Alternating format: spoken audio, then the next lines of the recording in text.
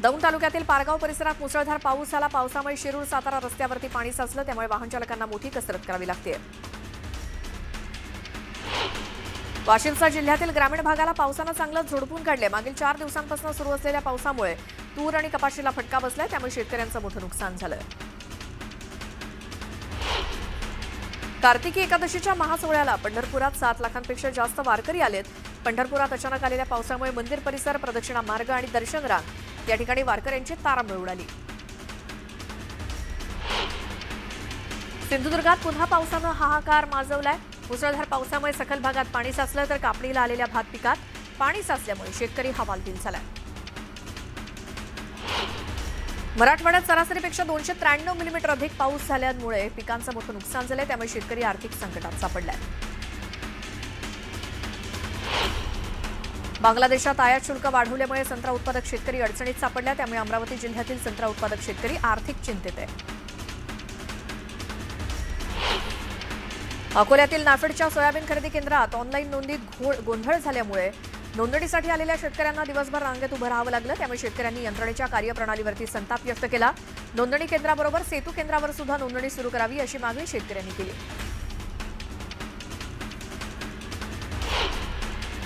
चिपळूण, गुहागर आणि संगमेश्वरमध्ये पावसामुळे भात शेतीचं मोठं नुकसान झालंय। नुकसान झाल्यामुळे शेतकरी आर्थिक चिंतेत सापडलाय। तातडीनं पंचनामे करून मदत देण्याची मागणी शेतकऱ्यांनी केली आहे। त्यानंतर एक मोठी बातमी बघूयात। अलिबागच्या समुद्रामध्ये बुडून 2 तरुण बेपत्ता झालेत। पोलीस यंत्रणा आणि जीवरक्षक यांच्याकडनं शोध सुरू आहे। ड्रोन आणि बॅटरीच्या मदतीनं तासाभरापासून शोध मोहीम सुरू आहे। अलिबागच्या समुद्रामध्ये 2 तरुण बेपत्ता झालेत। पोलीस यंत्रणा आणि जीवरक्षक यांच्याकडनं शोध घेतला जातोय। रात्रीच्या अंधारामध्ये अर्थातच या शोधकार्यामध्ये अडथळे येत असणार आहेत, मात्र तरी देखील ड्रोन आणि बॅटरीच्या मदतीनं तासाभरापासून ही शोध मोहीम सध्या सुरू आहे। 2 तरुण बेपत्ता झालेत अलिबागच्या समुद्रकिनारी। पोलीस यंत्रणा तिथं दाखल झाली आहे आणि जीवरक्षक यांच्याकडनं शोध घेतला जातोय। रात्रीच्या अंधारामध्ये ड्रोन आणि बॅटरीच्या मदतीनं तासाभरापासून या 2 बेपत्ता तरुणांचा शोध घेतला जातोय अलिबागच्या समुद्रकिनारी। त्यानंतर पुन्हा पाहूयात बातम्या सुपरफास्ट। माओवाद्यांच्या केंद्रीय समितीनं शस्त्रबंदीचा प्रस्ताव नाकारल्यानंतर जहाल नेता मल्लुजुल्ला वेणुगोपाल उर्फ भूपतीनं 60 सहकाऱ्यांसह 15 ऑक्टोबर रोजी शरणागती पत्करली होती। त्यानंतर केंद्रीय समितीने त्याला गद्दार म्हणून डिवचलं होतं आणि भूपतीवरती आरोप करण्यात आले होते। दरम्यान या आरोपांचं खंडन करत भूपतीनं एक व्हिडिओ जारी केलाय। शस्त्र सोडा आणि मुख्य प्रवाहात या असं आवाहन भूपतीनं केलंय। पुण्याच्या कोंढवा परिसरात गोळीबाराची घटना घडली। गोळीबारात गणेश काळे या व्यक्तीचा मृत्यू झाला। आरोपींनी एकूण 4 गोळ्या झाडल्या आणि त्यानंतर कोयत्यानं वार केले। दरम्यान गणेश काळे हा कोमकर टोळीच्या समीर काळेचा भाऊ असल्याची प्राथमिक माहिती मिळाली आहे। समीर काळे हा वनराज आंदेकरच्या हत्येतील आरोपी असून तो सध्या तुरुंगात आहे। आंदेकर कोमकर टोळी युद्धातनं गणेश काळेची हत्या झाल्याचं सांगितलं जात आहे। या हत्या प्रकरणाचा पोलिसांकडून अधिक तपास सुरू असून गोळीबार करताना वापरलेली एक दुचाकी पोलिसांनी जप्त केली। पुण्यामध्ये ठाकरेंच्या शिवसेनेच्या रेखा कोंडेसह 10 ते 12 महिलांवरती गुन्हा दाखल झालाय। रुपाली चाकणकरांच्या कार्यालयाबाहेर आंदोलन केल्यामुळे पोलिसांनी कारवाई केली आहे। मुंबई महानगरपालिकेतर्फे रस्त्यांची नियमित स्वच्छता आणि देखभालीसाठी रस्ते दत्तक उपक्रम राबवण्यात येणार आहे। मुंबईतील 730 पेक्षा अधिक रस्त्यांच्या शाश्वत देखभालीसाठी घनकचरा व्यवस्थापन विभागानं विशेष पुढाकार घेतला असून नागरिकांनी आपला परिसर स्वच्छ ठेवून महानगरपालिकेच्या स्वच्छताविषयक प्रयत्नांना बळ द्यावं असं आवाहन महापालिकेतर्फे करण्यात आलं आहे।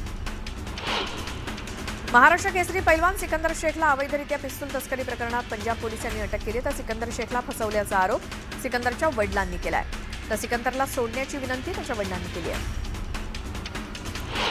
सिकंदर शेखच्या एका चुकीमुळे महाराष्ट्राच्या कुस्ती क्षेत्राला बट्टा लागलाय। शस्त्र तस्करी प्रकरण अत्यंत गंभीर असून यामध्ये आणखी कोणाकोणाचा समावेश आहे याची चौकशी झाली पाहिजे असं मत वस्ताद संजय भोकरेंनी व्यक्त केलं।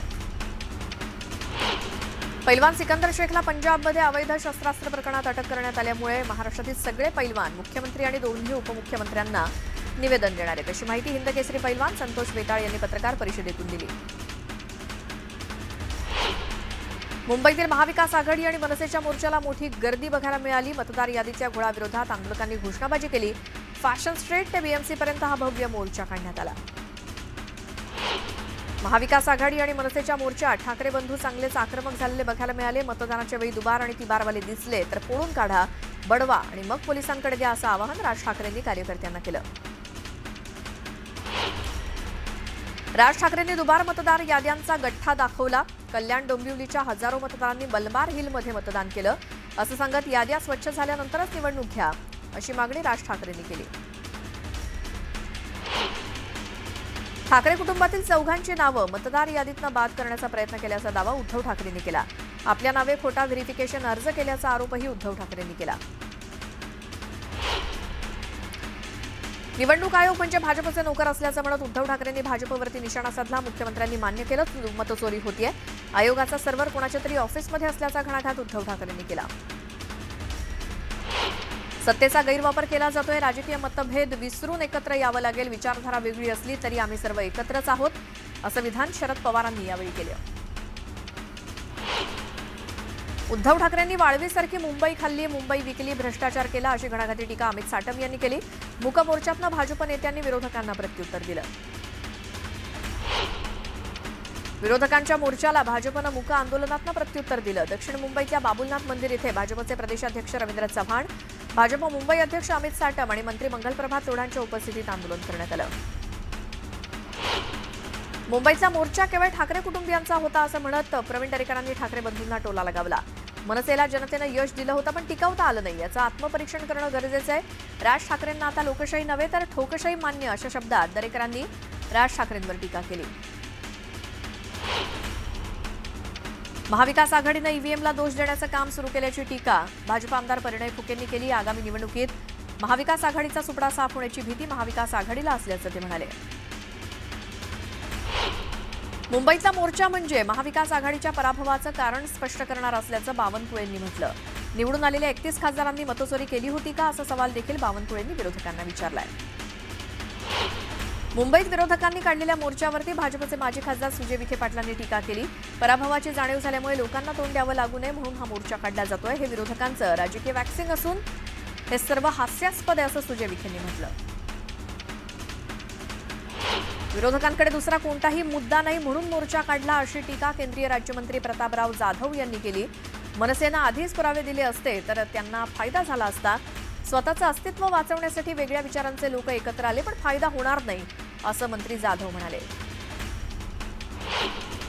जळगावातील चोपडा नगर परिषदेच्या 15 प्रभागातील अंतिम मतदार यादी राज्य निवडणूक आयोगाकडून प्रसिद्ध करण्यात आली. 17 ऑक्टोबरपर्यंत प्रभागातील 1431 नागरिकांनी मतदार यादीवरती आक्षेप नोंदवले होते.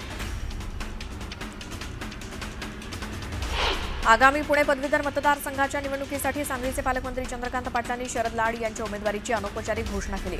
मात्र चंद्रकांत पाटलांच्या या घोषणेमुळे महायुतीत राष्ट्रवादी विरुद्ध भाजप असा संघर्ष निर्माण होण्याची शक्यता आहे.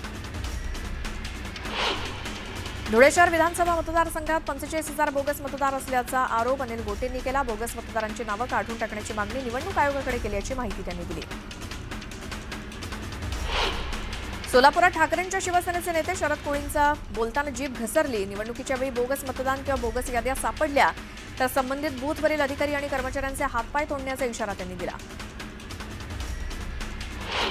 वाशिम जिल्ह्यातील 4 नगर परिषदा आणि एका पंचायत समितीच्या निवडणुकीसाठी सुधारित मतदार यादी जाहीर करण्यात आलेली आहे. यापूर्वी प्रसिद्ध झालेल्या मतदार याद्यांवरती 4,930 नागरिकांनी आक्षेप नोंदवले होते.